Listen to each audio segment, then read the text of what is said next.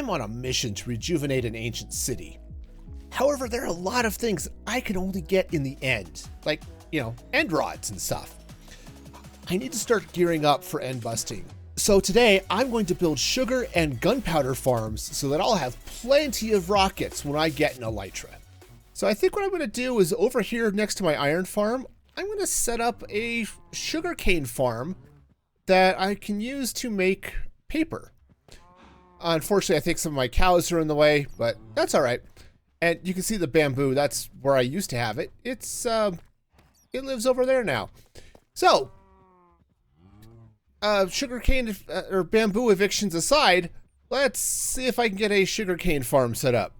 So this farm is a little bit different from your typical sugarcane farm.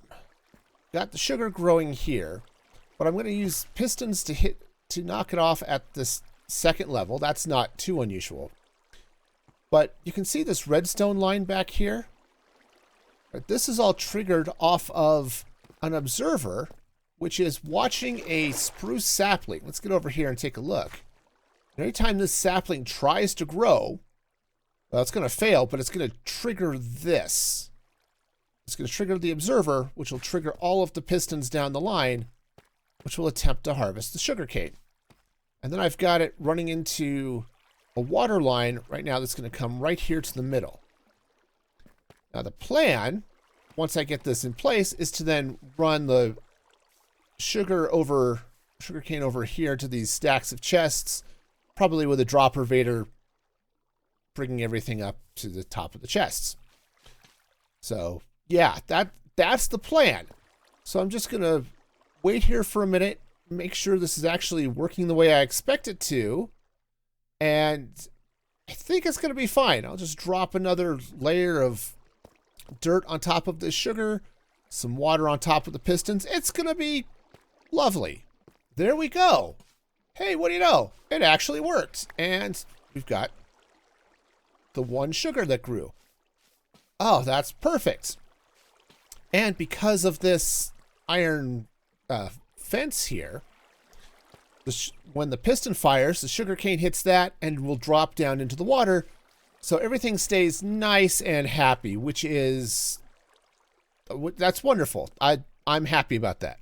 Nope, I kind of remember how this works. Kind of, sort of. It's been like 5 minutes since I built it the first time. So, that's just too long to remember anything. But, hopefully, as I age, this won't get any worse. I'm sure that memory problems aren't at all a common issue with aging, right? No? Yes? Oh, man. All right. Well, let's get this built. Well, the pistons have just fired, so I got another harvest of sugarcane, which is great. Some of it's bleeding through the back, which is fine. I need to get back there and cover that up, but I'll worry about that in a little bit. Right now, I'm getting a second level up, okay, which looks really cool. But what I'm worried about is what will happen if sugarcane grows, gets broken off, and is it going to fall down all the way down past this fence, or is it going to get stuck on top? So I need to do a little testing, and let's see what I can do just to see how that's going to work. So let's see if this works. Now, to make this a better test, I should block off the area back over that water channel, but we're going to just kind of wing it. Okay. No, I think we're good. I've got some stuck up there, which is a little weird, but okay. That's odd, but okay. I guess maybe it's not going to be that big a deal. Maybe that little bit of loss is not going to matter. I guess I could live with that. So yeah, let me finish getting this row in. And I should probably get a color back behind here, or some blocks back behind there, but I'm going to use some brightly colored wool. I don't know which color yet, but something will be nice back there. And yeah, we'll take this up, and I'm trying to decide if I want to go up to a third level. That would actually be kind of cool. I think that would actually look cool, taking it up to a third level. Yeah, 3 layers of this farm definitely looks like it's going to work. I need to fill in some back here, which I forgot to add some planks in and add a little bit of glass. But yeah, you can see the farm is definitely working. And all the sugar cane is making it down here. So the next step is going to be to get a collection system in place so I can route all of the sugar cane into these chests over here.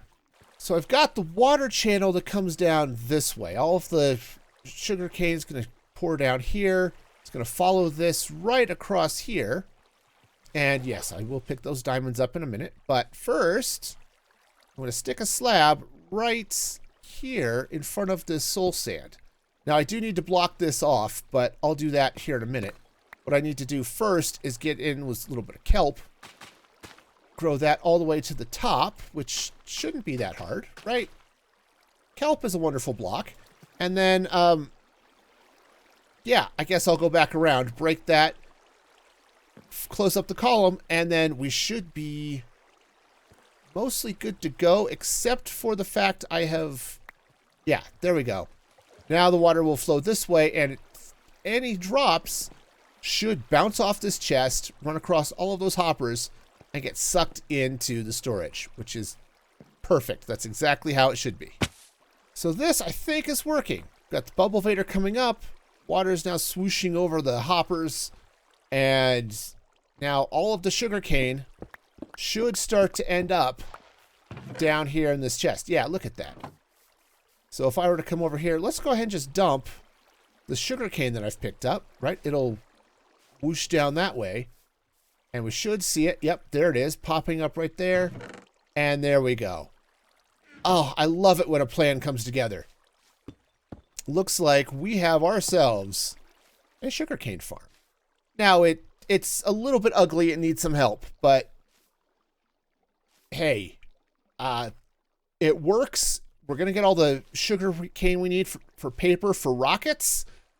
Oh, I've got an end raid I want to do here in the near future. I'm going to want rockets. And the paper is definitely... Oops, well, we'll zoom in on it. That's fine. The paper is step one. The sugar is important. Let's go. And with that, the sugarcane farm is done. And it is looking nice. It is looking nice. And when it's kind of simple, it's a little flat. But overall, I think this is a good thing. Now, could I put some amethyst along the top? Sure, I could. But I think I'm fairly happy with this. And I've got room behind it if I want to. If I decide I need a little more sugarcane, I can do that. But it's good. And now I should be, hopefully, if everything's going right, yep, starting to collect sugarcane. So yeah, I am thrilled. Oh, one step closer to rockets. I'm so excited. This is great. I love it. All right. Cool. Next project. The next project involves this lava lake. Now, I just finished the sugarcane farm, which is great. I'm going to be using that for paper, which is awesome. But the next thing I need for rockets actually is gunpowder.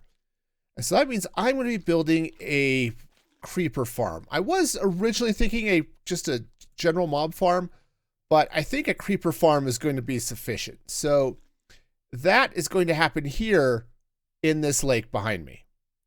Well, actually, over the lake behind me. Step one of this part of the project, and this is going to be a big project. I may not be able to get it all done for this video, but step one is going to be to get rid of the lava, or at least a lot of the lava, because I want to build the farm right over this, and I need to be able to work here because there are some fun things I want to do with this farm, and I'll explain that as we go along. This is going to be the size of the killing chamber for the creepers. Now, I'm going to do something special with this, and it's tied to the sculk. See, when you pick up sculk with a fortune tool, you get XP, right?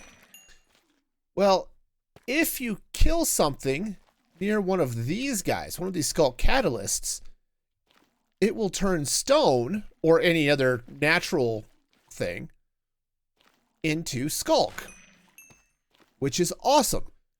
So what I want to do is I want to drop the mobs down onto a stone platform with a bunch of these guys nearby to spread Sculk and basically turn a stone generator into a Sculk generator, which I will then push all the Sculk out this way and store it in a block out here as an XP bank. Now, it may not be a huge amount of XP, but it will be a quick and easy source of XP. So that is the plan, and that means the first thing I have to do is get over here and build the stone generator. Here is step one of my master plan. So I've got a stone generator. Let me turn this thing on, and this thing will obviously spit out stone. This is what's going to make my XP bank awesome. See, all of the stuff, all of the creepers are going to fall down onto this platform and die. Now, I need to figure out why it's not actually working right now when it was just a moment ago. But the plan is they're all going to drop on this and die, and then these Sculk catalysts are going to turn this into Sculk. So let me check on my stone generator and then get started on the next phase of this master plan. The second part of my stone generator and Sculk generator actually is done. So the idea is the stone gets pushed over this way and then hits that observer, and everything gets pushed up this way and then pushed over this way. The next thing I want to do, aside from watching the bats burst into flames, is get pistons up here to push all of this down so that as stone comes across this way, it gets pushed down into one nice, happy little platform. Right? That's my bank. Right? So the idea is that this gets pushed down, and then I have this giant block of Sculk that I can come in with my fortune hoe and just cut through, and it should give me a fair amount of XP while mobs are dropping down here and dying. Okay? That's the plan. So what I'm going to need is about 1,000 pistons. I need a bunch of pistons up top so I can start pushing all of this stuff down. But I think we're in a good place here. Good things are happening. So I'm up here. I'm just gathering some trees and stuff. And what the heck is going on with these llamas? It's like a llama spit fight. I don't think I've ever seen llamas spit at each other. Oh, right. Now he's got... the llama... Guys, okay. Murder llama. This is 100% a murder llama. But I will, in fact, take the leather. But seriously, you have issues, man. I've set up this scaffolding. This is going to mark where I want the first layer of drop areas to be. These are 25 blocks high, which should be more than enough to kill any creeper or spiders that spawn up here if they drop, which is sort of the idea, right? I forgot to bring more blocks. Darn it. But the idea is that we'll have the spawning area up there, the mobs will drop, and everything will be wonderful. And I'll get a bunch of stuff that'll collect down here, which the collection system I'll build after, but let's just make sure this is working. I need to make sure the Sculk is working. That would be lovely. Otherwise, I just have a really weird stone generator. So this is the first spawning platform. Now I'm going to build the walls up and roofs and all this other stuff. But the way it's going to work is with this little system here. I've got a redstone block that powers all of that redstone, which keeps these trapdoors up and keeps the water back behind the wall where it's safe and can't hurt anybody. Then, if I update this observer, it sucks back the block, unleashes the water, and will push all of the mobs off and down into their eventual skulky doom, which is lovely. And then, when this changes again, boom, it pushes and sticks the redstone block back. The water is all trapped again, and this is now safe for spawns. Or at least it will be once the torches are gone. So that's the main idea. The fun is I'm going to be triggering this with scaffolding coming up here. I'll get to that in a minute. But let's get a couple of these platforms built and we'll see how we go from there. On top of this platform, what I'm going to do is I'm just going to layer this thing with trapdoors. The reason I'm using trapdoors is it lowers the height of this from being 2 blocks high to being, well, a shade less than 2 blocks high. But it ends up being short enough that there isn't room for zombies or skeletons or pretty much anything other than creepers and spiders from spawning, which is the deal. Now the catch is this is ridiculously expensive because trapdoors are nuts, but it's worth it to keep out the rest of the degenerates, right? Because really, I don't need the mob drops. I don't need the zombie flesh. I don't need the bone meal. I don't even need the bows and broken armor that the zombies and skeletons will drop. And by keeping them from spawning, I don't have to worry about mobs with feather falling boots because creepers are not spawning in armor, which I think we could all agree is a good thing. The only thing that might be an issue is if I were to get a spider jockey, but again, I don't think that is actually going to be a problem either. So much slabbage. Slabbage is only good in coleslaw. You know, it's one of those things that's like, I'm sorry, there are some vegetables. Sorry, that was not a good joke. I apologize. I should attempt to make my puns better. But you and I both know it's not going to happen. We just are going to have to deal with corned beef and slabbage and similar puns for probably the rest of eternity. Yeah, hello creepers. Soon, all of your friends are going to be spawning in here for a quick bath and then also quick death, right? You're okay with that, right? Of course they are. They're fine with it. They're not going to care. Well, that took an annoyingly long amount of time, but I've got 3 layers of the creeper farm in place. I'd like to add a few more later, but we're going to start with 3.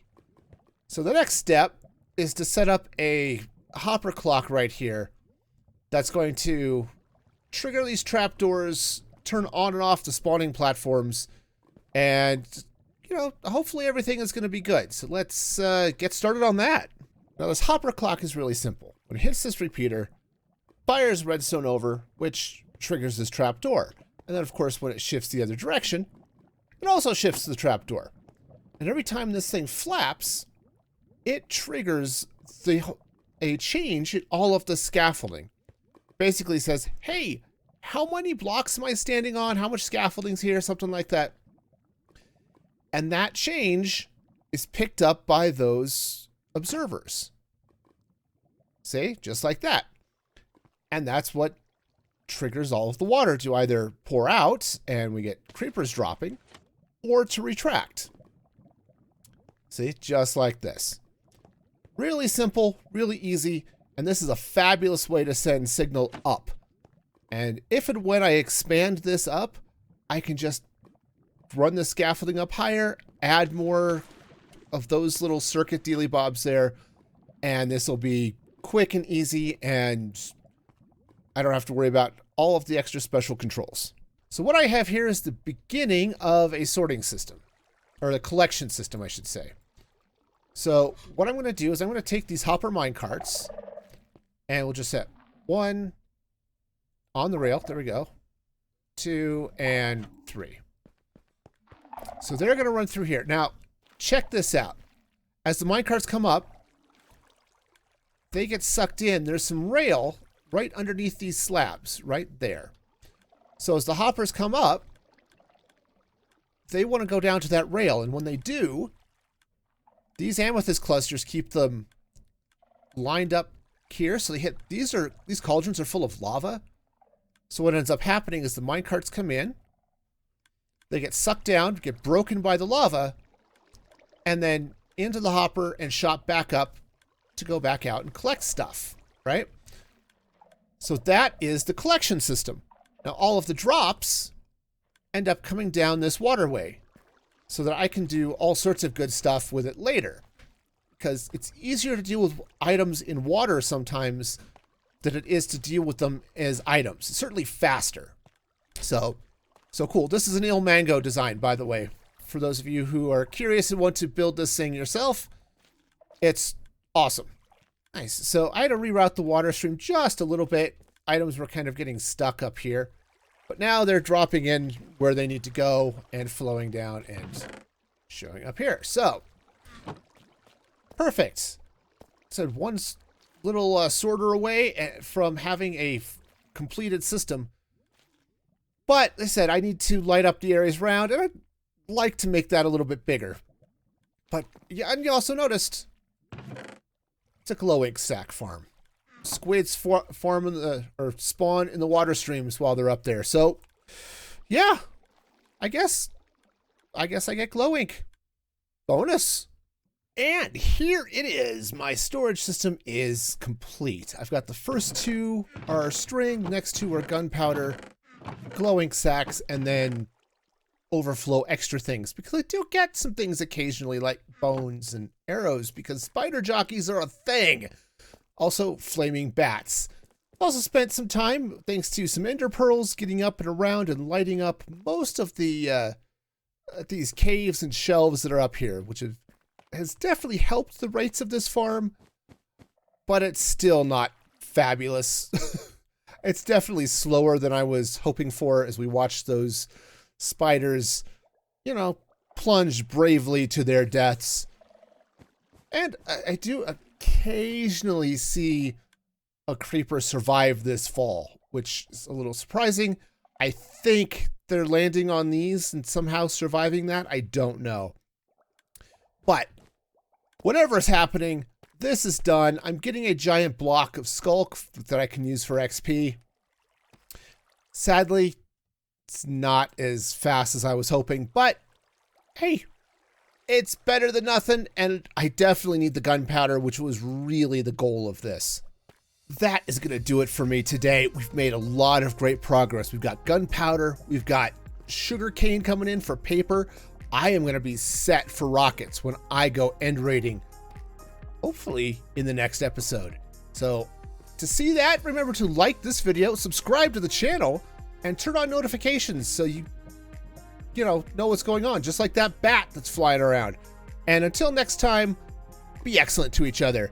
And this is Music Free Gaming signing off.